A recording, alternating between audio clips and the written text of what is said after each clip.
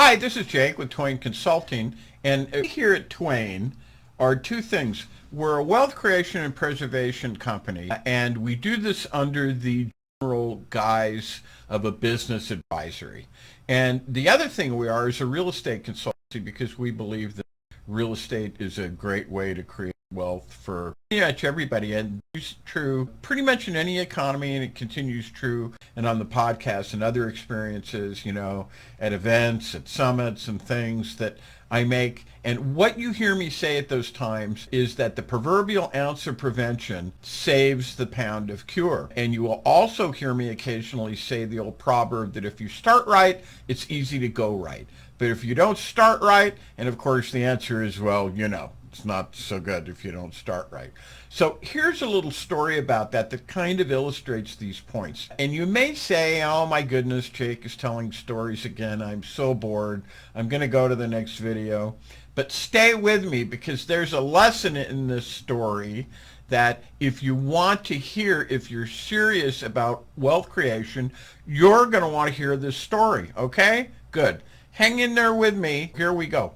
When I came to California, I did something that I've rarely done in my career. I worked in a law office. One of the clients I had to work with was a Mexican family, as it happens. Now, these people were great. I really liked them a lot, and they were kind of the people who made a good first impression right off the bat. Father presented as an honorable man. Mother was good. Kids were respectful. I mean, in my opinion, this was a great family. Now, the next question, why were they clients? Well, what had happened was they had gotten into a problem with a home. And one reason why these people want to be in the United States is exactly the same reason people wanted to be a part of ancient Rome.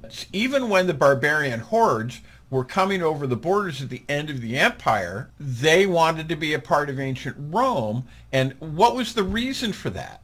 The economic benefits. And in the United States, one of the really big economic benefits is owning property. In fact, originally in the days of the Founding Fathers, it was well understood that the phrase, quote, the pursuit of happiness, close quote, meant owning property. Now, nearly 200 years later, as I say, the pursuit of happiness, the meaning of that has expanded, but owning property as happiness is something still that many people understand in this day and age. And there's an anecdote, actually, it comes from the 20th century, about some Irishmen in a bar discussing things. And of course, the Irish, as you may know, have suffered under the lords who ruled them and who were the property holders, and many Irish lived as poor tenants.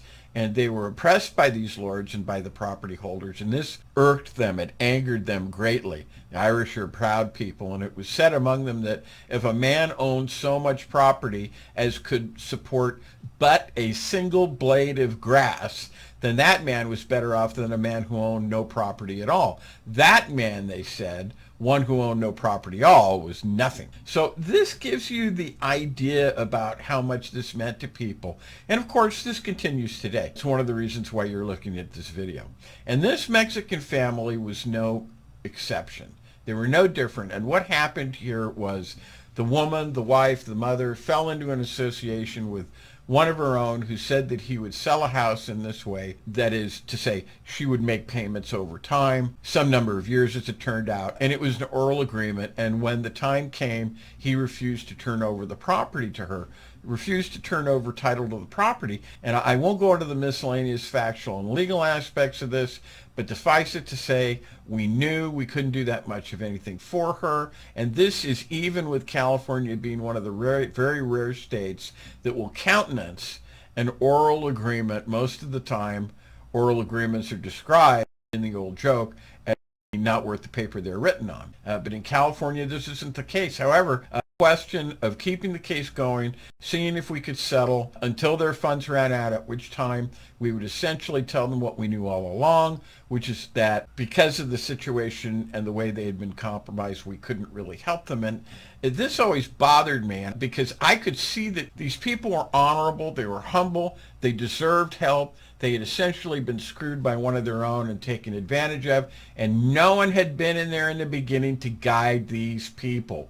but it made me think about how things could have been different, and this guides me in my own practice today with Twain Consulting, and some of the ways I've learned so that things can be different, and so that more people can have that American dream of owning property, and the ways that this dream can be delivered to them, especially in this day and in this age of increasing austerity and a concomitant rise in the increasing stinginess. And when I say stinginess, I mean dedicated bureaucracies, dedicated institutions, dedicated practices, all of which have always made it difficult for people to own a home, for sure, but which now act as even more of a bar than ever before. I do have a way. It can create a whole new class of homeowner and make people rich. It really is a true win-win situation for both people who are interested in selling property and people who are interested in buying property. Now, the question I would ask after I have broached this, is this something that you are interested in this? Do you want to know more about this? Well, if you do, stay tuned.